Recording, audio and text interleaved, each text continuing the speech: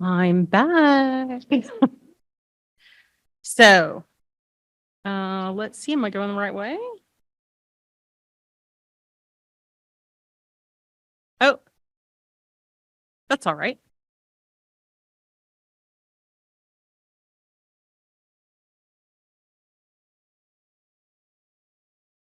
Oh, that looks familiar. Thank you. So, I'm Glenda, the Good Witch of Accessibility. You already know that. I'm trying to get it to go forward. There's no forward.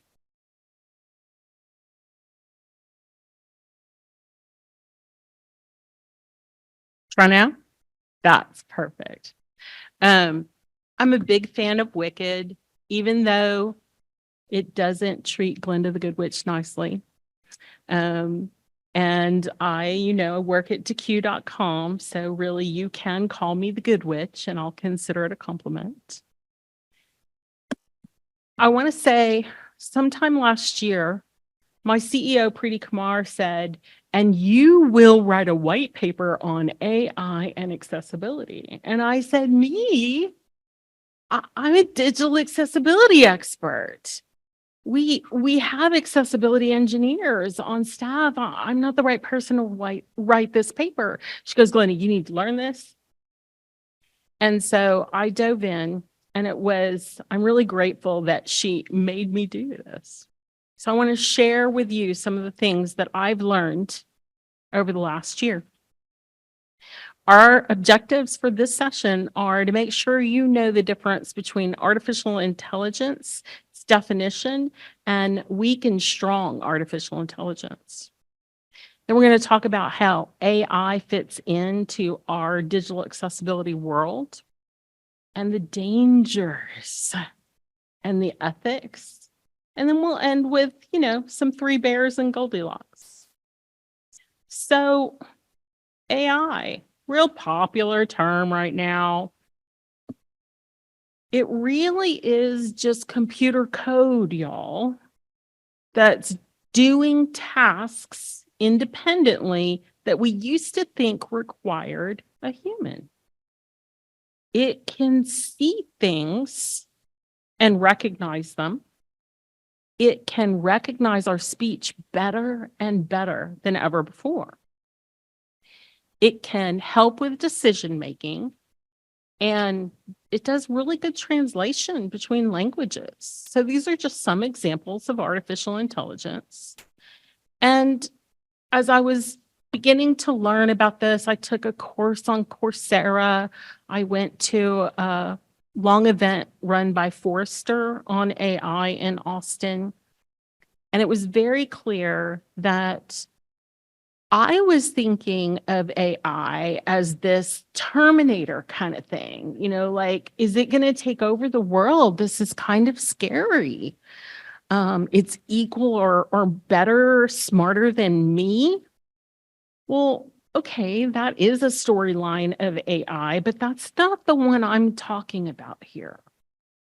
I'm going to talk about narrow or weak AI. How many of you have heard of narrow or weak AI? Few of you have. So it's not smarter than humans. It's code written to design a very specific problem. And there are a ton of real examples of this that we're using today. And I kept hearing my AI team, smart experts, some of them from Stanford University, throw out these terms, ML, CV, AI. I'm like, I don't even know what you're talking about. Well, ML is just, we're teaching the computer, it's machine learning. We're teaching the computer to process, analyze, and interpret the data. We feed it structured data that's curated and tagged, this is real important, by humans. So spam filtering is an example of machine learning. And computer vision. Can your computer see things? Can it interpret? Can it understand them? How is it doing that? It's received a structured database of visuals curated and tagged by real humans. Face recognition, I'm using it on my phone multiple times a day. It sees that it's my face. So all of a sudden, I started to feel more comfortable with these words, AI, ML, CV, and I understood that they were part of this artificial intelligence piece.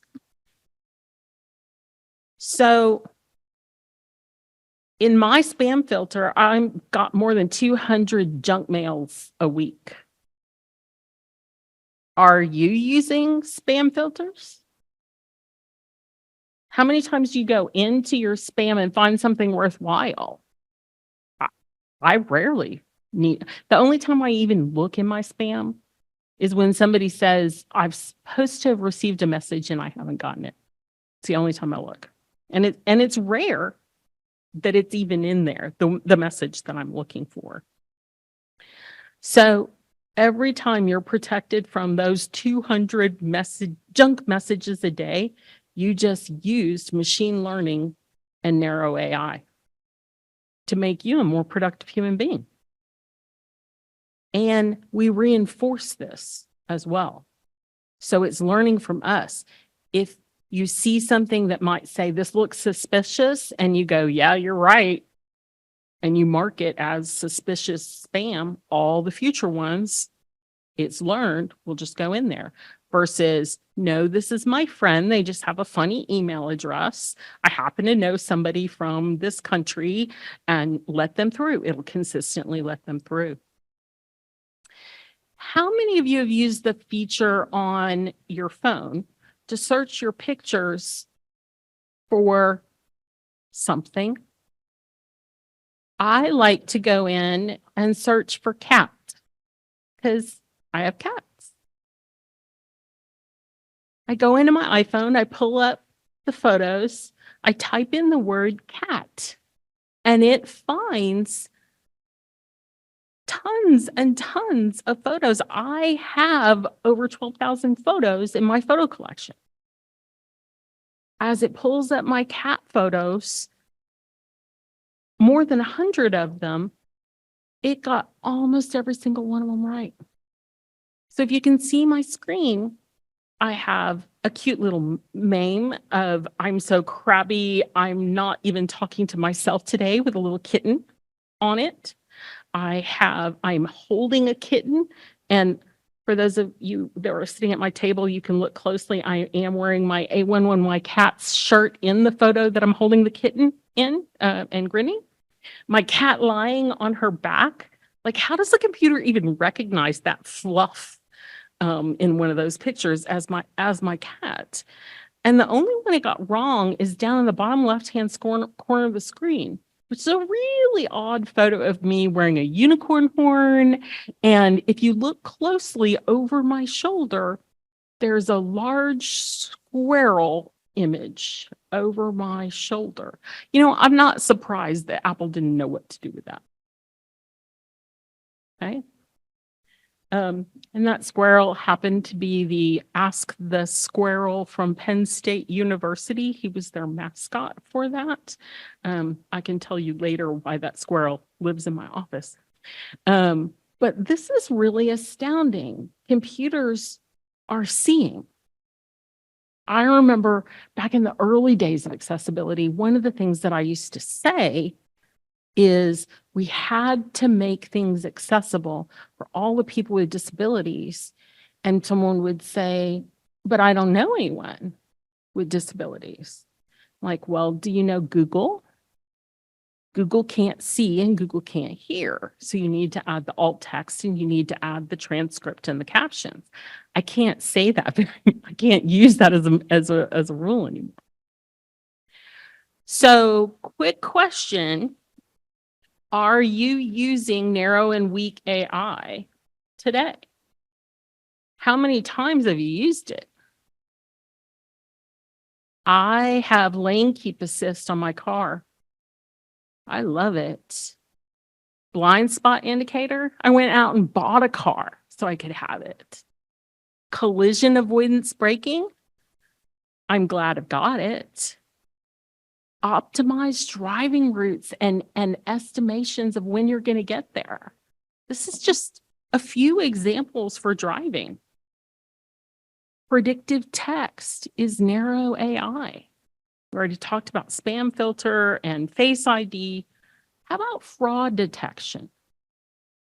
Anybody had their credit card stolen? Mine gets stolen so frequently, it's ridiculous. How are my credit card companies telling when it's stolen? Because they know I don't buy that way. They know that looks like an odd purchase from Glenda. They tell me when my card's been stolen using narrow AI. When I first started talking to computers, I don't know how long ago that was, and knew that they were listening to me. I wasn't just cursing at the computer to curse at the computer. I couldn't get them to understand me. My Texas accent was so heavy, I couldn't get them to work. Today, more often than not, when I speak to a computer, it gets it correct. So it is definitely improving on being able to understand spoken words. There's even research going on right now for different speech patterns to be recognized. And I love this because whether it's my Texas accent or whether a person has a different way of speaking. I have a friend, her name is Glenda Watson Hyatt, and her disability prevents her from speaking clearly the way AI would have originally been taught to understand. She speaks what she calls Glendish, which I think is a great name for a language. And for people like her or my friend Steve, who stutters, to be able to use this kind of speech technology, there's research being done on it right now, and I do think it's within our reach. Social media and photo apps, auto tagging photos, the ability for me to be able to pull up every picture of my son in my large database, all AI. And I'm really grateful for sound recognition that allows for Zoom to start filtering out things that I don't need to come out in my Zoom meeting. I recently moved into a house where there was already a dog and a cat, and I brought my 2 cats. Let's just say the cats are not getting along well. I will be in the middle of a meeting, and there will be an all-out cat fight happening right outside my office door. Zoom filters that mess out. That's amazing. So I hope you realize now that you've probably used AI multiple times today.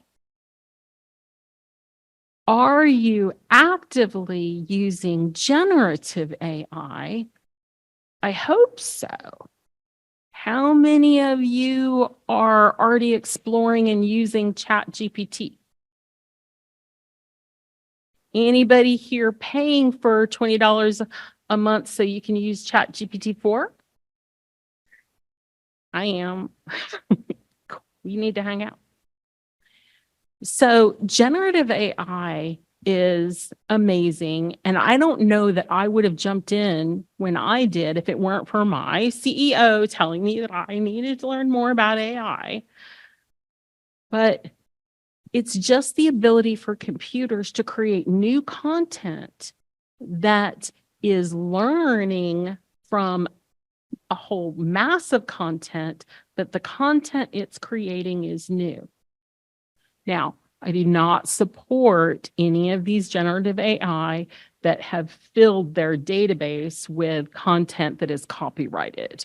So that's very important to protect people's copyright. But for appropriate generative AI with appropriate databases, we can use this to leverage and create content faster and better than ever before.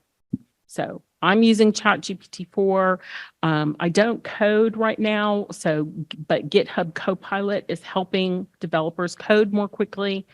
And I will admit that I've been playing around with Adobe Firefly. I literally used Adobe Firefly to create the image at the bottom right of this screen because I wanted something that looked kind of Terminator-like and strong.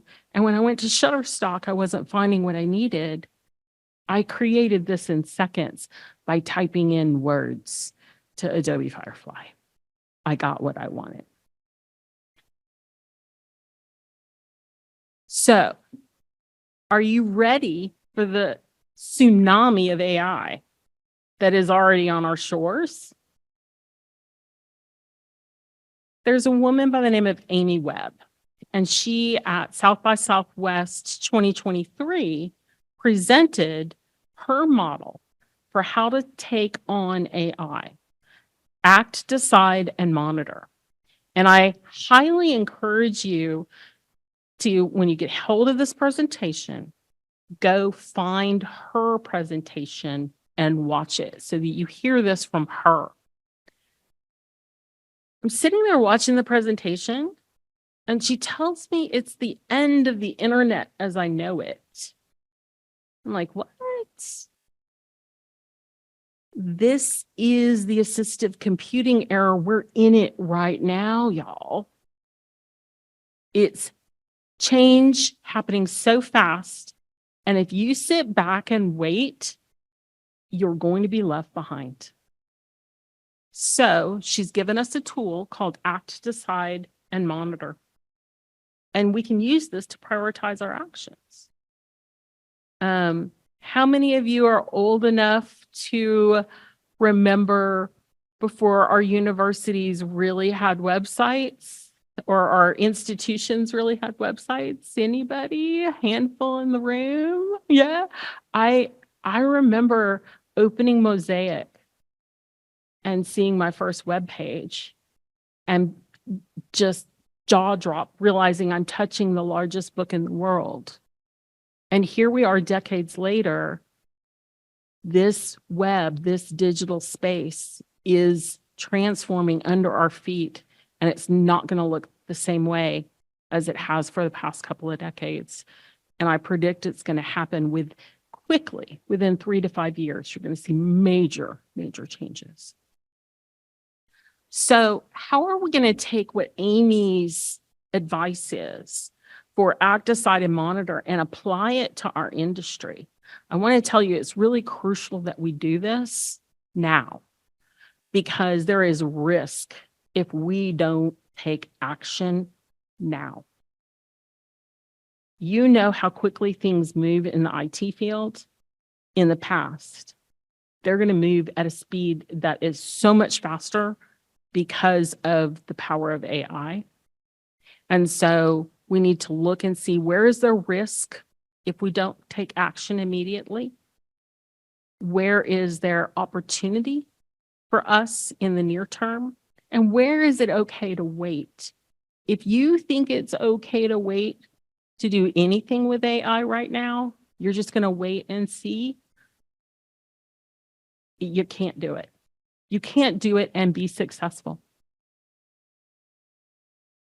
So we cannot be or ever allow accessibility to be a spectator when it comes to AI ever again.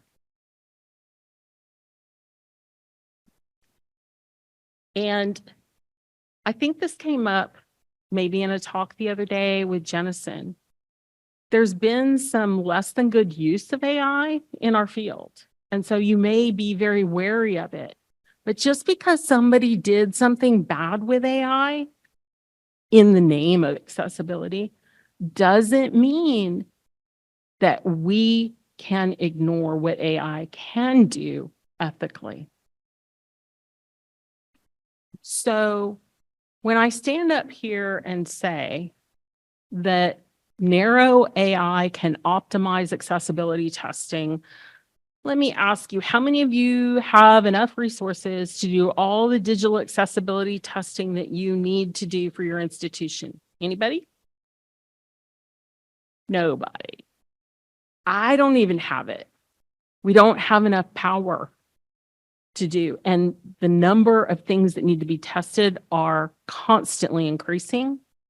So we can use this narrow AI to literally look, not just look at the code, but look at rendered user interfaces in a browser. This is a table cell. This looks like a header. This looks like a button. There's text inside this image, embedded in the image. I can read it, and I can tell you that the text does not have enough color contrast. And it can pinpoint things that it really knows it needs a human to review. This can really help us. And Jennison and I were actually talking earlier today. For those of you who your career depends on weekly spending hours doing manual testing, you need to pay attention to this. Because how you test and what you test will change with the use of AI. I would hope it would actually make your job more fun. Because when I have to test page after page after page after page, I sometimes get a little bored. I could use a little bit more of my intellect. So hopefully we'll be able to get to more things that do need to be tested and use the deeper part of our brains. So where can we for sure use AI right now? Where the decision is simple. I kind of describe it as I could teach a 12-year-old this. It's a simple decision model, pass or fail. They can learn this, do it reliably, and I can throw tons of data at it so that the machine is confident that this is right. And then the guys, my AI engineers, started to explain to me that they're literally using computer vision in our tools to see buttons. Sure, you could climb through the DOM and you could go look for the div and you can see that there's some JavaScript associated with it and you could go, oh, I think this is a button. But why don't you do just what a human does? Look at it and go, well, that's a button. Because I've just shown you 500,000 buttons and it fits the model of a button. So rather than looking through the code, we have it look at the rendered UI. And then we have the computer attempt to press the button and it doesn't work. So you know what we got? We have an inaccessible button, failing 2.1.1. Something in the past I would have always told you had to be tested manually and can now be tested more and more frequently by well-written and well-trained AI. Okay, so Glenda's telling you these stories, and you're probably wondering or having a lot of questions. Can I trust this? I don't know if I'm ready for the Terminator to take over my job, right? So let's talk about this. Do I just have rose-colored glasses? Am I aware of the dangers? I am. So what are some of the worst dangers? Content advisory. I'm going to talk about some things that are sad and upsetting. Bias and discrimination. They happen. They happen in our human world. They happen in our digital world. So what are the three bears of AI? Where's the danger? It's in ethics and bias and in our decision to over or under rely on AI. And I have a quote here, and I'm going to attempt to read it. I've had cataract surgery, and it didn't work perfectly, so we'll see if I can read all the words from here. The UN has an important quote about AI and ethics. They say, in no other field is the ethical compass more relevant than in artificial intelligence. These general purpose technologies are reshaping the way we work, interact, and live.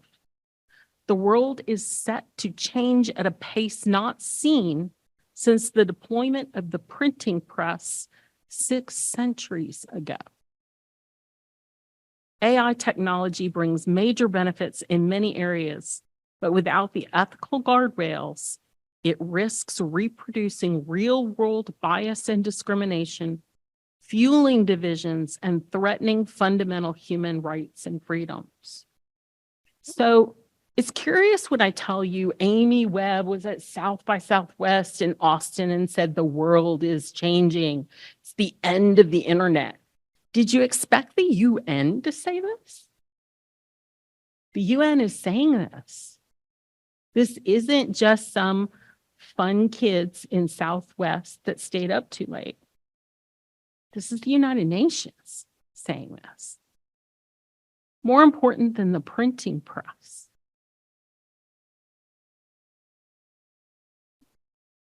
So the ethics in AI, I'm going to go there. A gentleman by the name of Adrian Roselli was sued by an accessibility overlay company. This is fact. I'm not going to name the overlay company. I will tell you that Lainey Feingold, a lawyer in our field, digital accessibility, wrote an article on it. She said, new low in the accessibility industry, overlay company sues globally recognized accessibility expert. They sued him because he was pointing out his personal opinion on the dangers of when AI is used in a way perhaps that was more focused on making money than on really solving digital accessibility problems. It's a really important read. I will say good news that this lawsuit has been dropped.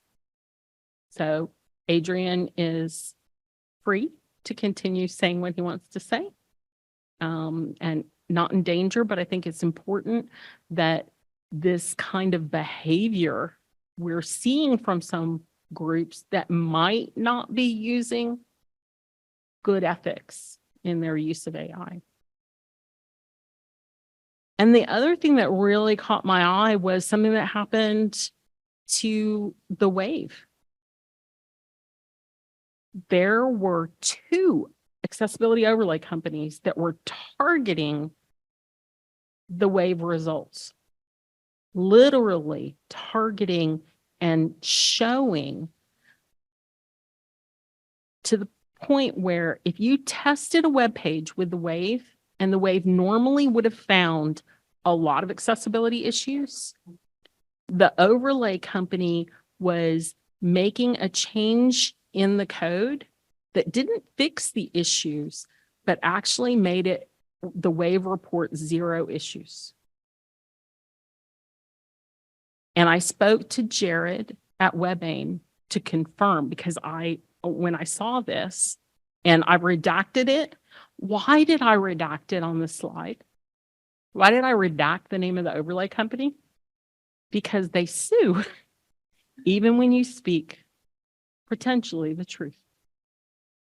So there are some dangerous things going out there, but it says the redacted overlay integration on this page may temporarily modify content when Wave is activated, resulting in an interference with Wave's detection of accuracy and identifying accessibility and compliance issues. I tested this myself. I ran, and the reason I knew this was happening, I have a tool called, at DeQ, called Axe Dev Tools. And someone on my team said, oh my gosh, they're spoofing results on Wave. These overlay companies are targeting Wave so that Wave is not being able to report the true accessibility issues. Are they also targeting my tool? And so I would run my tool. And normally when I run Axe Dev Tools in Wave, We find the same number of images without alt. We find the same number of forms without labels. You can just see we're both ethically providing results. And I pulled up one of these pages and Wave had been spoofed and it showed 0 errors. And I'm looking at it and there are 45 errors for real. And I wanted to be sick. Because how many people rely on the Wave? And so I thought it was extremely courageous of WebAIM to put this statement up there. And I'm really glad they did, because it led to conversations. That statement's not there anymore because the companies that were spoofing stopped. Would they have stopped if the Wave didn't put this out there? I doubt it. So, can AI be used in bad ways? It can. You heard earlier when we were talking about the importance of hiring people into the industry and making sure accessibility gets included. What happens when hiring includes discrimination? What if we unknowingly or purposefully horribly teach the screening tools our biases? This is awful. I will tell you on the flip side that while AI resume screening used unethically can create discrimination, it's an opportunity for me to catch you doing the discrimination. And I literally caught somebody. I caught a human being that was discriminating against people with disabilities, and I got them fired because there was data. I could see the resumes and I could see the trend, and I proved it, and I got them fired. So while it can be there, we can also use the data to correct it. There's sad stories on facial recognition, not being trained properly to see all different skin colors. There's tragic information about bank loan approvals discriminating against people on things that they should not have discriminated against. And so the whole bad bias in AI is garbage in, garbage out. Whether you purposely taught it to be discriminatory in a bad way, or you unknowingly loaded garbage information in, you're going to get garbage out. So this is where we need to take a role, and it's so important for us to counter this bias. We have to identify those bias factors.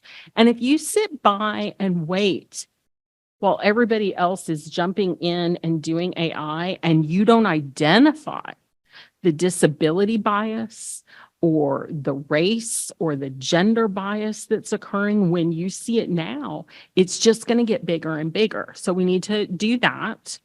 How do we do that?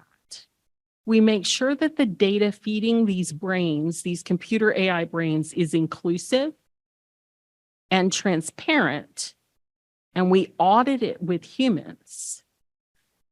And what's a great way to do that? Hire diverse people. Because one person or two people or three people that maybe have grown up thinking discriminating against people with disabilities is okay, literally program it the wrong way. But you have a handful of people or proper representation of people that are diverse, whether it's race, gender, disability, and more. And these things can't get done when our eyes and our voices and our hearts are in the room. So that's very important for us to get in right now. And I want to give you a little bit of hope here, because it's easy to be afraid of AI, but I'm actually jazzed about it.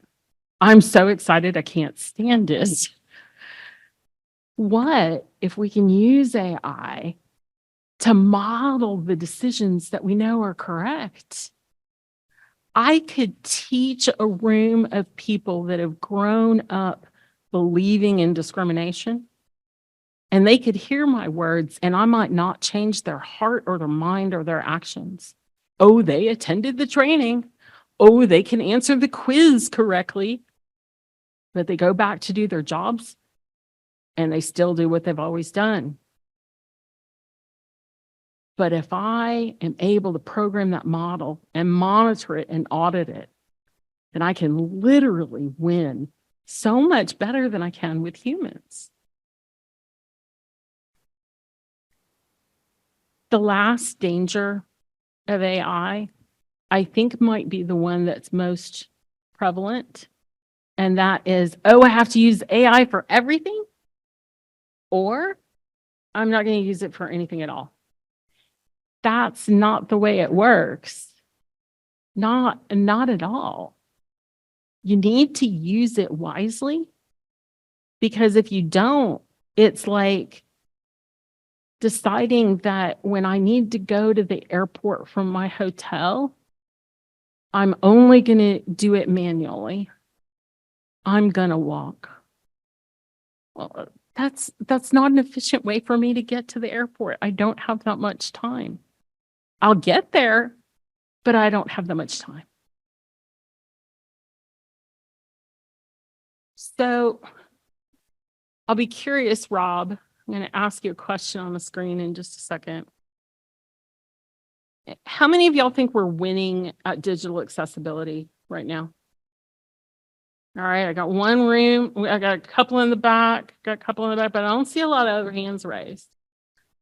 I've been in this field a really long time, and I'm not very happy. I'm not very happy with where we are. I've been working on this since the 90s. And I feel like the wave of things, and I didn't even mean to use the wave right there, the wave of digital assets that are being created and coming at us, oh, they're not as accessible as they need to be. And they're coming faster and faster. And then I look at the Web A million, and I know automated testing is just a piece of the puzzle. And I know perfection is not realistic, but heck, 96.3% of home pages have failures. Rob, what's going on? I'm supposed to answer this? Yeah, I want to have a little conversation. The thing that is concerning to me, and we talked about this at the table a little bit, right? We had this inflection point for accessibility when everything went virtual. And the trend in a lot of industries has been for accessibility teams to be reduced or removed.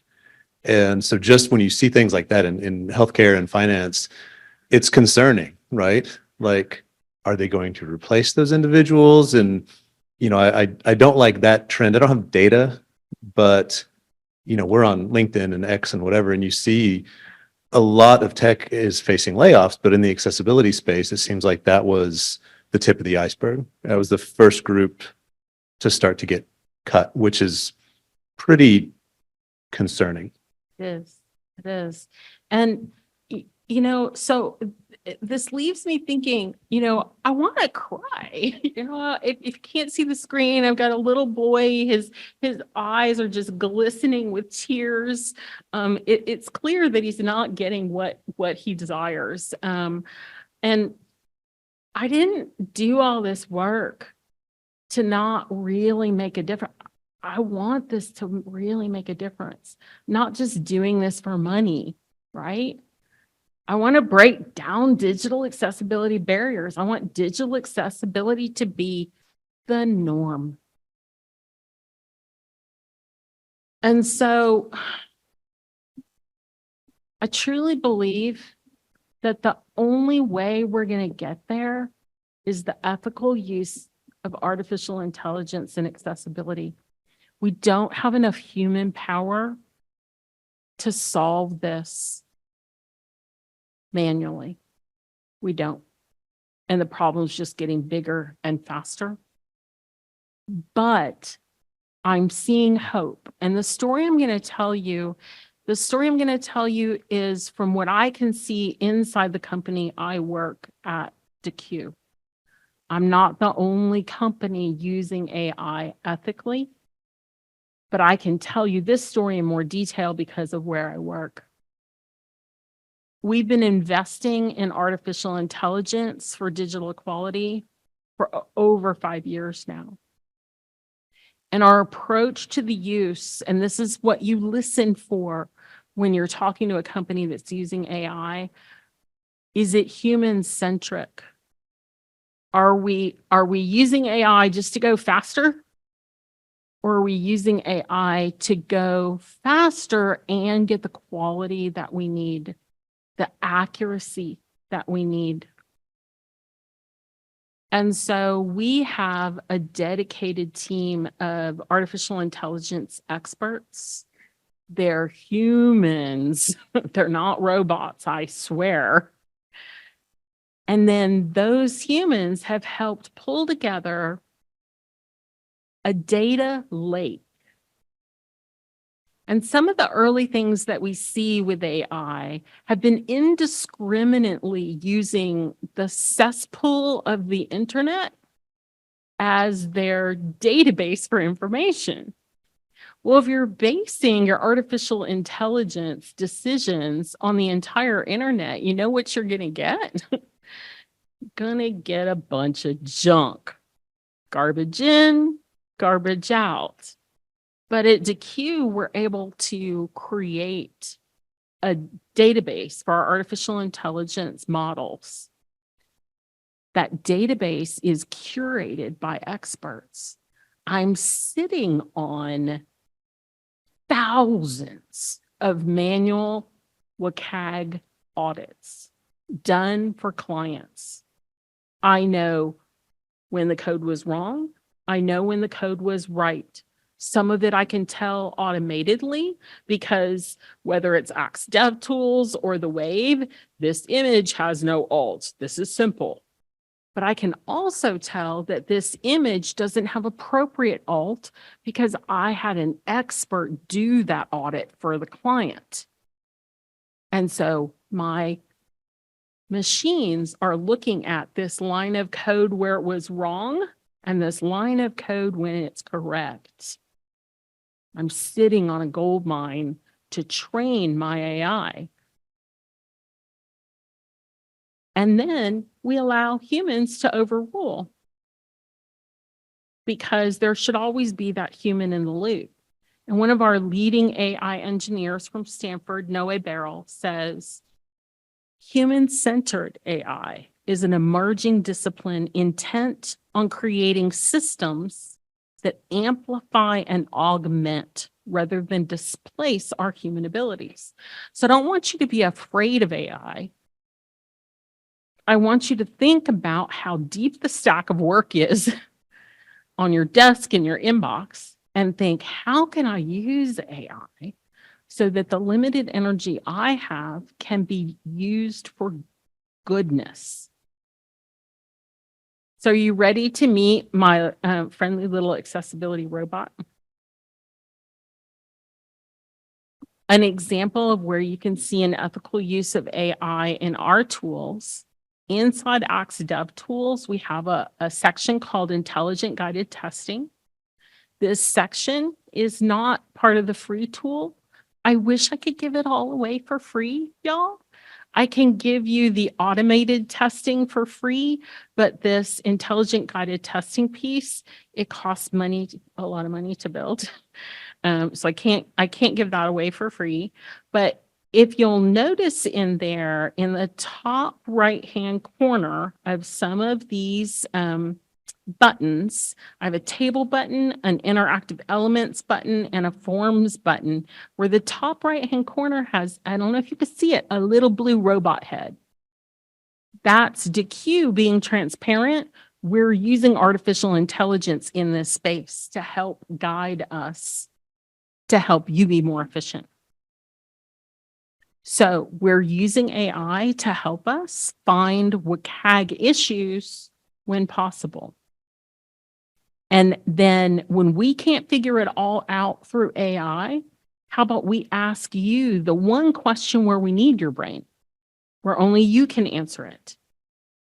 So that makes our checks accurate, testing faster, and you get to focus the minutes of your day on something that only your brain can do.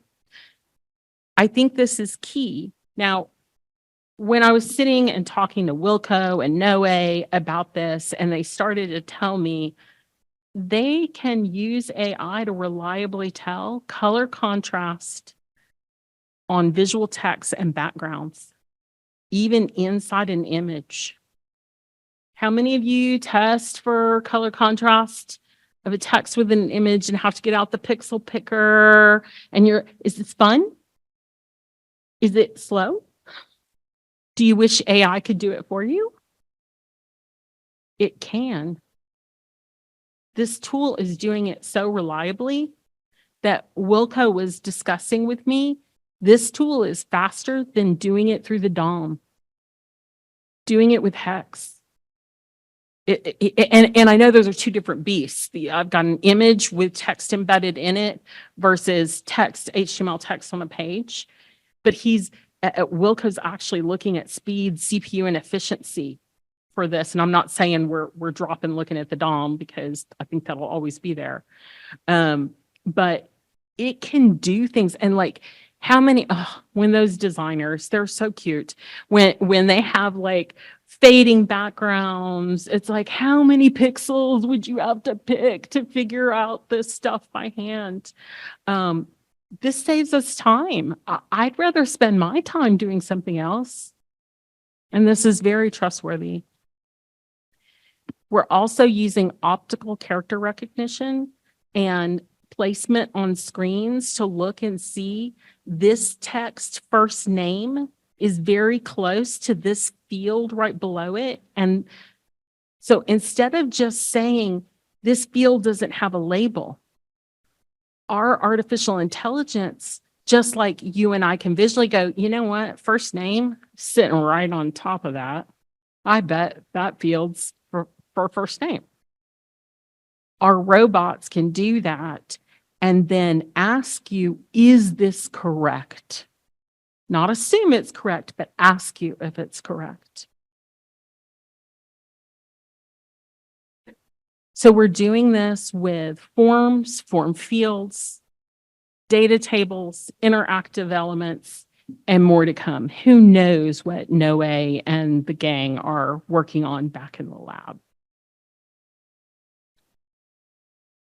And I have a complex diagram here of the way digital accessibility and artificial intelligence are working at DeQ. Whenever someone uses our dev tools and they've agreed to let us use their data, if you want to be private, you can mark the private. We'll keep out of your data. We can capture the user interface. So we have a picture of what it looks like. We have ideas of where the issues are automatically found or found through intelligent guided testing with your additional answers to questions. And all of that can flow back into our database. And then I have different boxes where humans are correcting what is in that database. So we're auditing it with our experts, with our AI experts, and our accessibility experts. So the models are getting smarter and smarter and smarter. And this is allowing our tool to get more accurate, and we're super picky. We want to make an A in accessibility. We won't settle for anything less.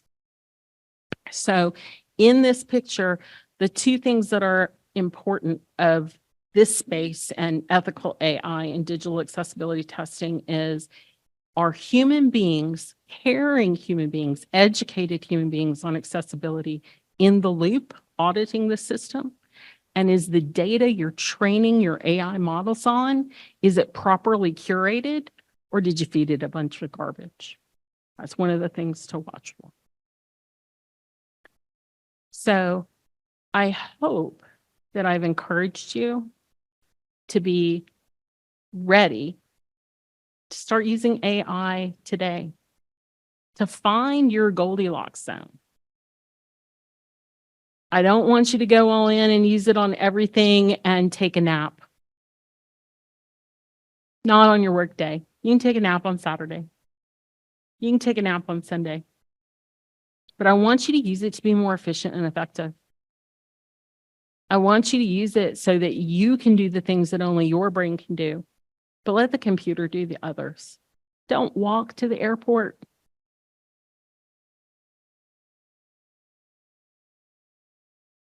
AI cannot do everything. If you hear anybody telling you that, they're lying. We have to be pragmatic and we have to get involved now. And I swear, if you choose to use no AI, you are hurting accessibility. You are hurting it. You aren't using what could be used to move us forward just because it's new or you feel like waiting. It's not the right choice. And I hope you believe that as deeply as I do. With that, I think let's open for questions.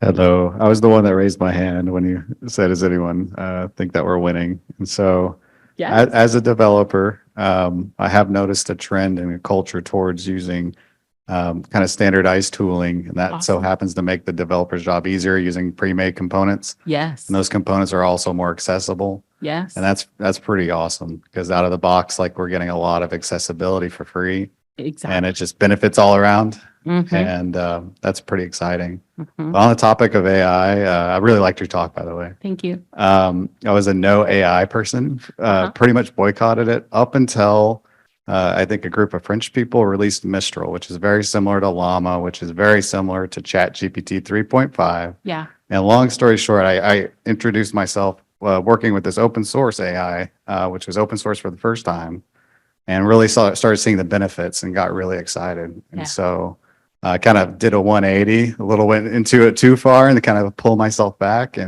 But the practical application of targeted AI, like I think you called it narrow, maybe. Yeah. Narrow. Which is really exciting because of the tooling. And I think can see similar tooling to what DQ is doing on the developer side for Yes. when we do code commits to Mhm. check that code commit against Mhm. the existing code and make sure it makes sense accessibility wise Exactly. and cool stuff like that. So I do think that we're winning, but I'm kind of like in a very niche part of it. I But love that. we're winning on that side, I think. I love it. And I want to tell you, as the microphone goes over there, I had this moment where I was like, oh my gosh, we can really win.